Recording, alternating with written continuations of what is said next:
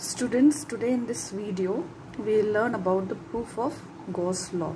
We will learn how to prove the Gauss law. So for this we'll have to consider a closed surface. I am considering here a sphere.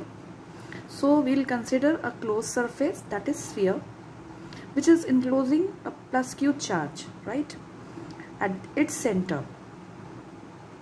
Now the direction of electric field will be radially outwards like this.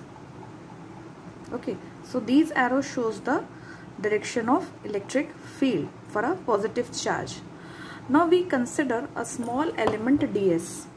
This is the small element ds. So its unit vector for this element will be along the electric field only, right? So for this small element ds, we'll calculate the flux. How many electric field lines are passing through this area? So flux through ds will be phi equals to surface integration of E dot ds, right? Now what will be the value of E? That is electric field intensity. It is 1 upon 4 pi epsilon naught q upon r square and unit vector r cap. What is r here? R is the distance of ds, the small element ds from the source charge q.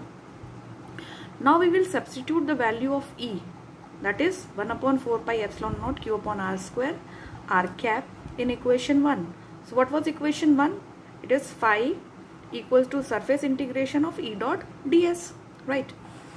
So phi will be equal to surface integration of 1 upon 4 pi epsilon naught q upon r square r cap dot ds. Now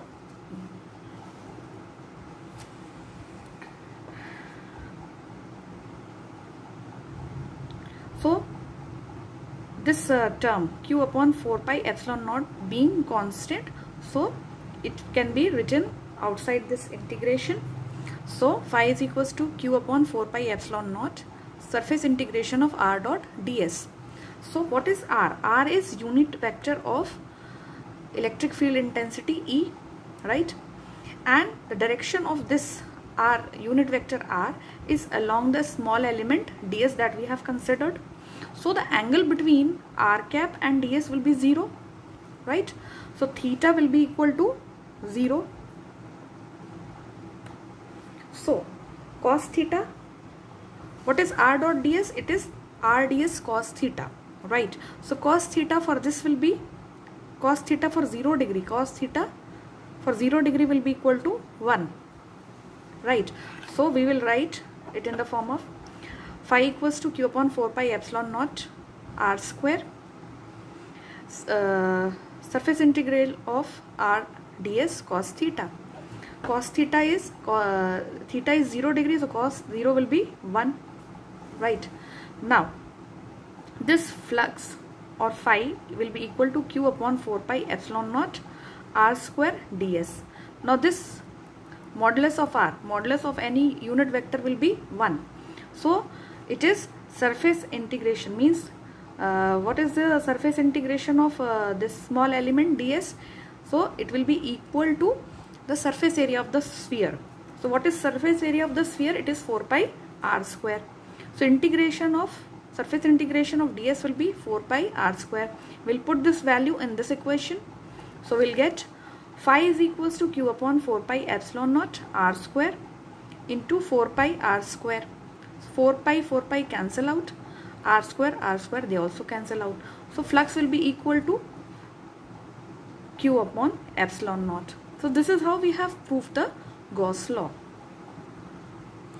Next we will see about the total flux through a closed surface. So total flux through a closed surface is 0 if it does not enclose any charge. If there is no charge, suppose this is a sphere, it does not contain any charge inside it, so the total flux through this closed surface will be 0. Why it will be 0? Let us see. Suppose I consider a small element ds over here. So what will be the direction of unit vector? It will be along this. So flux through this surface I will calculate. Now opposite to it, if I consider another element of the same area, ds, so unit vector will be along this. So the contribution, so by symmetry we can consider as many as elements we want, and opposite to it there will be another element. So the elements by symmetry will cancel out the contribution of the electric flux of each other. So the total flux through closed surface is 0, right? Next we'll study about the application of Gauss law. So application of Gauss law is it is a field due to uniformly charged wire. So first we will consider a closed surface. So here a closed surface is cylinder which is enclosing this wire and which has uniform charge distribution, or it is a uniformly charged wire. This is the charge wire and this is the closed surface which is enclosing this wire, right? So flux through this surface, this closed cylinder will be the sum of electric flux through 3 different surfaces. So here 3 different surfaces are, this is the top surface or the circular surface of the cylinder.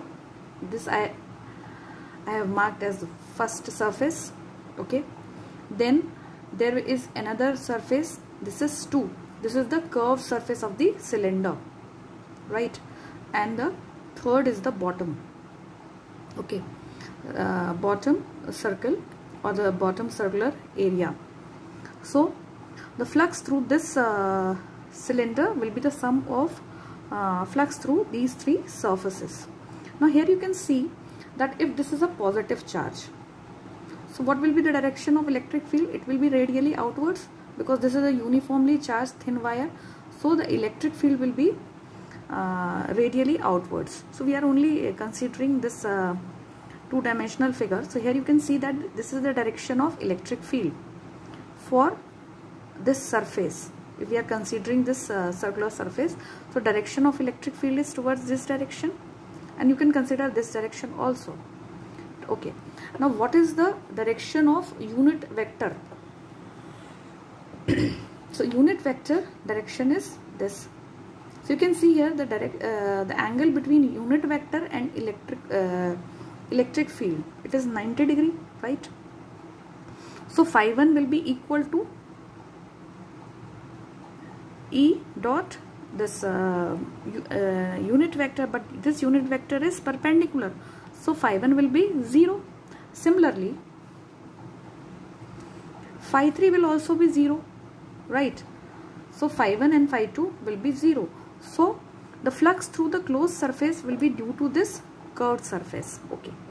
Now we'll see phi will be due to only closed surface, due to surface 2. So we are writing here phi 2 is equals to E dot unit vector n dot ds, right? Now here theta is equals to 0 degree. Why? Because the direction of this area vector and E is 0 degree, okay. So phi will be equal to E integration of ds, right? Cos 0 is 1, okay. So what is the integration of ds? Integration of ds will be curved surface area of cylinder. So phi will be equal to E into 2 pi RL. 2 pi RL is the curved surface and L is the length of the cylinder.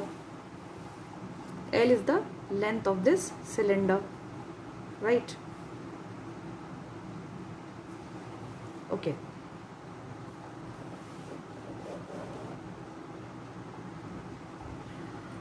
So we can see phi is equals to E into 2 pi RL. So by definition of Gauss law, what does Gauss law states?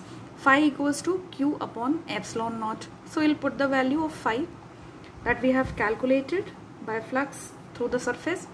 So what is the value of phi? Phi is E into 2 pi RL. So E into 2 pi RL we have kept here. it is equals to Q upon R0, sorry, epsilon naught.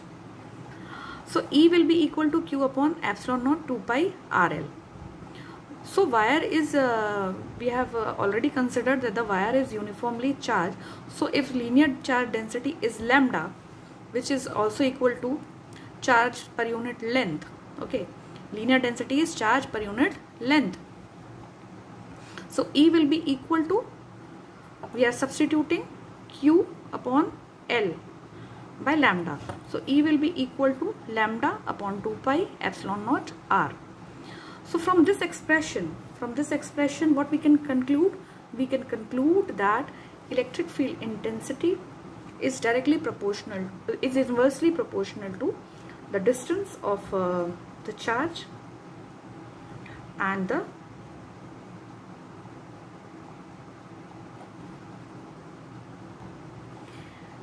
distance from the charge, and as the distance increases, this intensity, it decreases. Okay, so next application we'll study in the next video. Thank you.